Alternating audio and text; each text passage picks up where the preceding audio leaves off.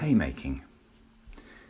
Ever since the Bronze Age, farmers in the British Isles have been making hay every summer. We live too far north for the grass to keep growing in winter, so unless you cut fodder in summer and store it carefully, your livestock will starve before the spring comes. And with over 3,000 years of haymaking, a whole meadow ecosystem has grown up. But then, in one lifetime, all that changed. We had another agricultural revolution and started making silage from green fodder. In the 1950s, haystacks were replaced with huge silage bunkers dug into the ground and covered over with tarpaulin and old car tyres. Then in the 1980s, big round bales arrived, wrapped in black plastic and scattered across the countryside. It seemed so much better, easier, more efficient, more modern. It took a while for us to notice that the populations of all the ground nesting birds were disappearing. Corncrakes first, then lapwings, curlews and partridges. We were cutting silage too early and too often, destroying their nests before the chicks had hatched. And then we noticed the loss of the wildflowers and then the insects. So, haymaking has suddenly had to come back into fashion. At first funded by grants to save the biodiversity, and now supported by wildlife groups such as the Ironbridge Gorge and the Marches meadow groups. And hay has actually become rather profitable, thanks to horsey people. Horses love hay, and their owners will pay up to £5 a bale for the good stuff.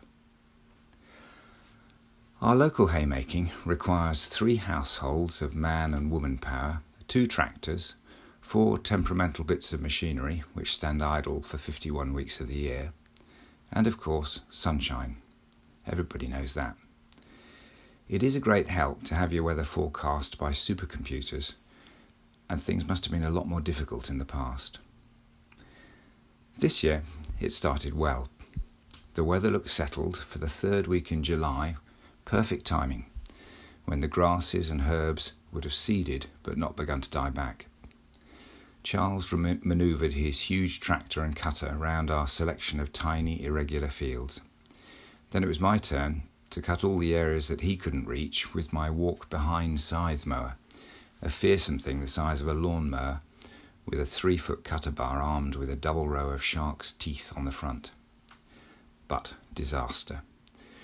Despite being carefully serviced and stored over winter, it wouldn't cut. 4 crucial rivets had rusted and sheared through, and I couldn't get the spares. Hay has to be processed in a batch. Unless I could cut on the same day, 1/3 of my crop would go to waste. I had to get out my hand scythe and roll up my sleeves. Mowing by hand with a traditional scythe is slow, but actually rather pleasurable. It was a beautiful day to be out standing in my own field. There was no noise or fumes involved, and I could sense the quality of the hay as I scythed. How thick, how wet or dry, how coarse or fine. Each swathe was different, a constantly changing flux of grass and flower species, each with their own particular fragrance as I mowed through them. Little animals jumped out and rushed to escape. Some years it would be voles, swarming like lemmings, but this year it was mostly frogs. One actually squeaked in surprise and jumped onto my boot, which in turn made me squeak. A red kite and a buzzard circled above, watching for anything that I might flush out. I cut 1/4 of an acre by hand, and by lunchtime I was back on target. Everything was ready to be turned on the same schedule.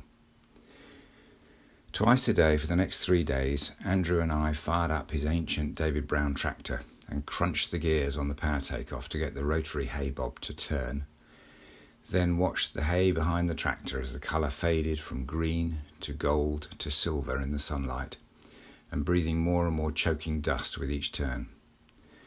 On the fourth day, it was in perfect condition. We got out the small baler, which only broke down 5 times, and each time Charles and George managed to fix it. Grandparents and grandchildren joined us for the last triumphal effort of lifting the bales and stacking them safely under cover. My meadow had yielded 40 bales of beautiful herb-rich hay. Janet says that her horses prefer my hay to any other, and I want to believe her. That would have been the end of the story, if a few days later I hadn't found myself copied into a weird email between Shropshire Wildlife Trust and the BBC. Yes, it said, the Trust did have a scything expert who could teach Matt Baker to scythe on Countryfile, and the expert's name was Quentin Shaw. This was a shock on many levels. There are actually several real scything experts in Shropshire, and I'm not one of them. I didn't even know that the Trust knew that I could scythe. And finally, I'm pretty sure that Matt Baker, who is a farmer and a very accomplished man, knows very well how to scythe anyway. Notwithstanding all that, a week later, I was at Sweeney Fen Nature Reserve, mic'd up and acting like an expert, which in this case meant keeping my eye on 5 different scythes all at the same time to make sure that no one got injured. Countryfile is filmed on a punishing schedule, having to produce 55 minutes of episode, all shot on location, every week, no matter what the weather. A young man with a mobile phone was jogging around in the heat, keeping us updated on progress. Ellie Harrison was delayed an hour, hanging on a rope off the Aglusig escarpment. We were running 35 minutes late, and we just needed to record people coming through the Kissing Gate again, and then a bit more slow-mo scything, and so on. In a gap between the rather stilted conversations on camera, for fun I taught Matt Baker my scythe dance, which I use to help beginners get into a good rhythm and not tense up. Once I saw him scything, I knew that he had nothing to learn anyway. After a long hot morning, the director thought we had enough material and they rushed off to the next location, and I went home for a snooze. Come Sunday evening, 2 weeks later, my phone began to buzz with more messages than I get in the average month. The one piece of recording that made the final cut was the spontaneous scythe dance and a joke about Strictly. A lot of people who thought they knew me, including my wife, were surprised to see me dancing at all, let alone on the telly. But it has been worth it. All publicity is good publicity, and hopefully more people will learn to scythe so that they can manage small areas of grassland as meadow in time to save a 3,000-year-old ecosystem.